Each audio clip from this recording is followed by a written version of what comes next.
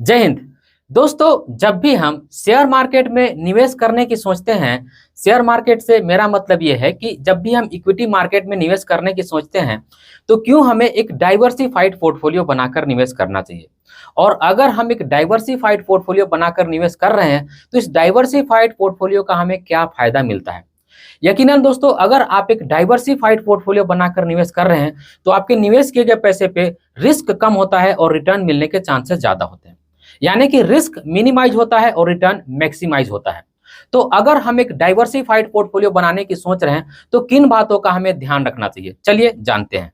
तो स्वागत है आप सभी का एक नई वीडियो में। आशा करता हूं आप सब अच्छे होंगे। मैं हूं अनवर अंसारी, चलिए पेश करते हैं। तो दोस्तों, अगर हमें एक डाइवर्सिफाइड पोर्टफोलियो बनाकर निवेश करना है, तो मेरे ख्याल से तीन बातों का ध्यान हमें रखना चाहिए।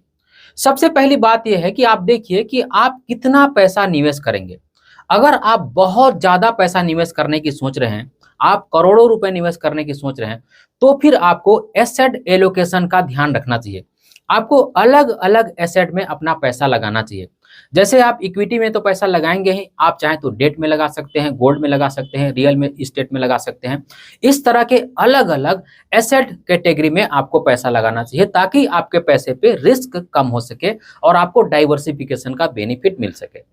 लेकिन अगर आपके पास पैसा कम है, आपके पास 1 लाख, 2 लाख, 5 लाख, 10 लाख रुपए है, तो अगर आप चाहें तो सारा पैसा इक्विटी शेयर्स में ही लगा सकते हैं। और आज की वीडियो में हम इक्विटी शेयर्स का पोर्टफोलियो बना करके भी देखेंगे। लेकिन कुछ बातों का आपको ध्यान रखना चाहिए। अगर आप इक्विटी शेयर्स का पोर्टफोलियो बनाने की सोच रहे हैं, तो आपको ऐसा नहीं करना चाहिए कि अगर आपको एक या दो सेक्टर पसंद आ रहे हैं, तो सारे शेयर्स एक या दो सेक्टर से ही ले लिए। अगर आप ऐसा करेंगे तो आपकी पोर्टफोलियो बहुत ज्यादा एग्रेसिव हो जाएगी। और तीसरी बात का जो हमें ध्यान देना है, वो है ओवर डाइवर्सिफिकेशन। हमें कभी भी अपने पोर्टफोलियो बनाते समय ओवर डाइवर्सिफाइड अपने पोर्टफोलियो को नहीं करना है। हमारी पोर्टफोलियो ओवर डाइवर्सिफाई कैसे होती है, हमारे निवेश किए गए पैसे के हिसाब से हमें शेयर्स का सिलेक्शन करना होता है। जैसे मान लीजिए हम 1 या 2 लाख रुपए लगा रहे हैं, तो 5 या 10 शेयर सफिशियंट है। अगर हम 50-100 शेयर्स में निवेश करेंगे, तो ये डेफिनेटली ओवर डाइवर्सिफाई होगा। तो चलिए इक्विटी शेयर्स की पोर्टफोलियो बनाकर देखते हैं कि कैसे हम एक डाइवर्सिफाइड इक्विटी शेयर्स की पोर्टफोलियो बना सकते हैं। तो दोस्तों, अब आप देख सकते हैं कि सेक्टर एलोकेशन को समझने के लिए मैंने यहाँ पे कुछ एग्जाम्पल लिख रखा है। अब ये जो सेक्टर मैंने लिख रखा है, ये जो कंपनी मैंने लिख रखा है, इसे मैंने रैंडमली उठाया है। ये कोई भी रिकमेंडेशन नहीं है कि आप इसी तरह से पोर्टफोलियो बनाकर इसी तरह से सेक्टर एलोकेशन करके आप भी इसी कंपनी में निवेश कीजिए। अगर ये कंपनी आपको अच्छी लगती है तो आप अपनी रिसर्च कीजिए। अगर आपको समझ में आता है कि मुझे निवेश करना चाहिए, तभी आप निवेश कीजिए। तो चलिए समझते हैं कि सेक्टर एलोकेशन कैसे करते हैं। सपोज कीजिए किसी को 50,000, 1 लाख या 2 लाख रुपए लगाना है, तो मेरे ख्याल से इसी तरह से अगर वो सेक्टर एलोकेशन करेगा, तो मेरे ख्याल से थोड़ा सा अच्छा पोर्टफोलियो बन पाएगा। तो आप यहाँ देख सकते हैं, पहला सेक्टर फाइनेंस है और फाइनेंस की तरफ से मैंने दो कंपनी लिया है। सबसे पहला एचडीएफसी बैंक और दूसरा बजाज फाइनेंस। और इसी तरह से दूसरा जो सेक्टर है वो आईटी है, यानी इंफॉर्मेशन टेक्नोलॉजी है। अब आईटी की तरफ से मैंने दो शेयर्स लिए हुए हैं, एक टीसीएस और दूसरा इन्फोसिस। दोनों ही अपने सेक्टर के दिग्गज हैं। और तीसरा जो सेक्टर है वो एफएमसीजी, यानी कि फास्ट मूविंग कंज्यूमर गुड्स, ये जो सेक्टर है, इसके तरफ से मैंने दो कंपनी लिया है, एक एचयूएल हिंदुस्तान यूनिलीवर और दूसरा आईटीसी है। आईटीसी तंबाकू बिजनेस में भी है, लेकिन बहुत बड़ा एक्सपोजर इनका एफएमसीजी में भी रहता है। तो एफएमसीजी की तरफ से एचयूएल और आईटीसी।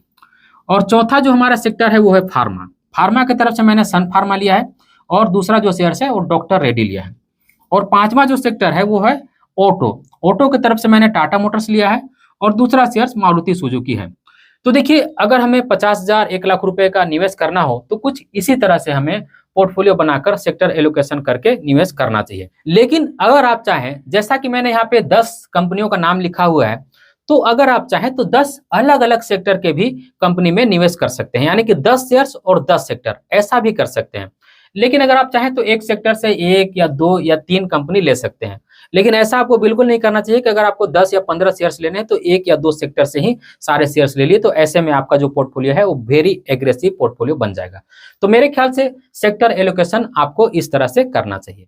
तो दोस्तों, एक बात मैं और आप सभी को बता दूं कि जब भी आप इक्विटी शेयर्स में निवेश करते हैं, इक्विटी शेयर्स की पोर्टफोलियो बनाकर निवेश करते हैं, तो यहाँ पे कभी भी ओवरलैपिंग की समस्या नहीं होती है। हमारे एक व्यूअर्स ने ये रिक्वेस्ट किया था कि इक्विटी शेयर्स की पोर्टफोलियो बनाइए और उसमें बताइए कि कैसे हम डाइवर्सिफाई पोर्टफोलियो बनाएं और कैसे ओवरलैपिंग से बचें। इन्हीं के रिक्वेस्ट पर मैंने ये वीडियो बनाई भी है। तो सबसे पहले मैं आपको ये बता दूं कि जब भी आप इक्विटी शेयर्स की पोर्टफोलियो बनाते हैं तो उसमें ओवरलैपिंग हो ही नहीं सकती है, ये नामुमकिन है। ओवरलैपिंग की समस्या हमें म्यूचुअल फंड में, ईटीएफ में, इंडेक्स फंड में देखने को मिलती है। इक्विटी शेयर्स में कभी भी ओवरलैपिंग की समस्या नहीं हो सकती है। अगर आप ये बोले कि ओवर डाइवर्सिफिकेशन की समस्या हो सकती है तो हाँ, ऐसा हो सकता है, लेकिन ओवरलैपिंग की समस्या नामुमकिन है, ऐसा हो ही नहीं सकता है एक इक्विटी शेयर्स की पोर्टफोलियो में। तो दोस्तों, आज की इस वीडियो में बस इतना ही। अगर आज की वीडियो आपको पसंद आई है तो आपको मालूम है, इस वीडियो को एक लाइक जरूर कर दीजिएगा। और इस वीडियो के आखिर में बस आपसे इतना ही कहूंगा कि अपना और अपने फैमिली का बहुत ख्याल रखिएगा। मैं मिलूंगा इसी तरह के किसी और वीडियो में, तब तक के लिए बाय।